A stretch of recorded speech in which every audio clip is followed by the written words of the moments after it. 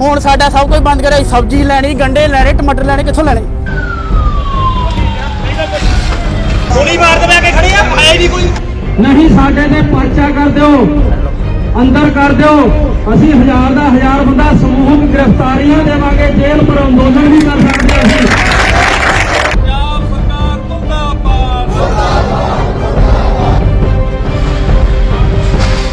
कोई नहीं मारदा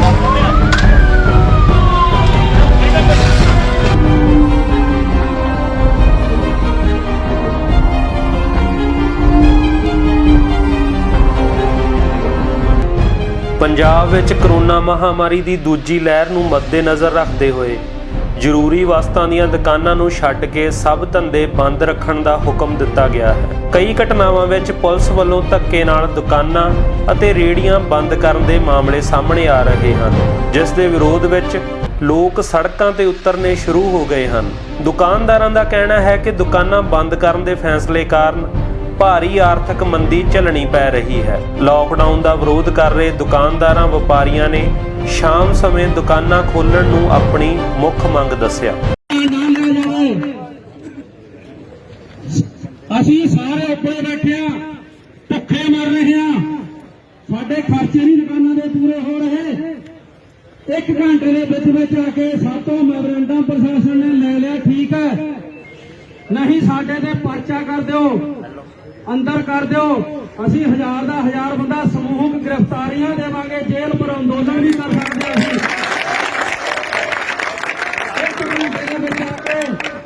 साडे पेट का सवाल है, जिंदगी बाद च मौत सानू पहला है।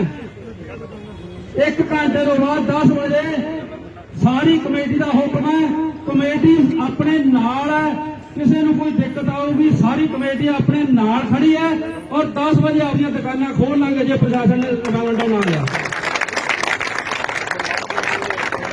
तालियां ना मारो, हाथ खड़े करके।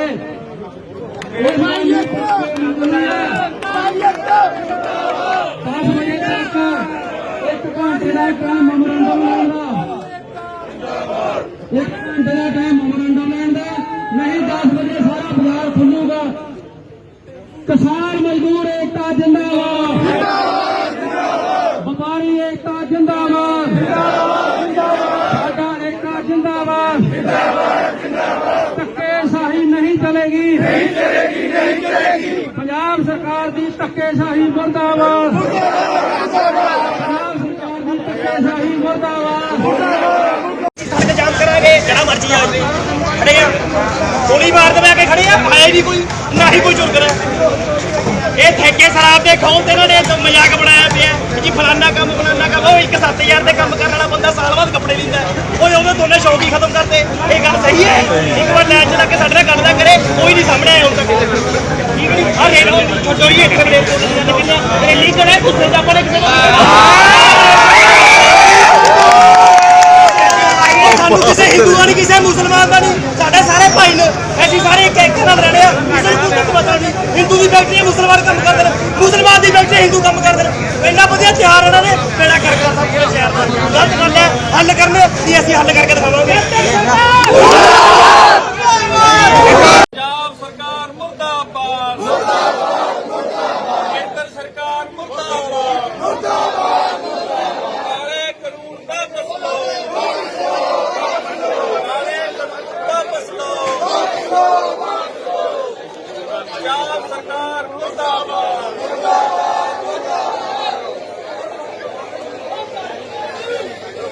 शुभ नाम हरजीत सिंह आ, पिंड वजीर भुल्लर दा रहने वाला वा। कहना चाਹੁੰਦਾ ਵਾ ਦੁਪਹਿਰ ਨਾਲ ਤੇ ਲੋਕੀ ਵੈਸੇ ਦੁਪਹਿਰਾਂ ਨੂੰ ਤੇ ਘਰੇ ਬੈਠੇ ਹੁੰਦੇ, ਦੁਪਹਿਰਾਂ ਨੂੰ ਕੋਈ ਗਾਹਕ ਥੋੜਾ ਹੁੰਦਾ।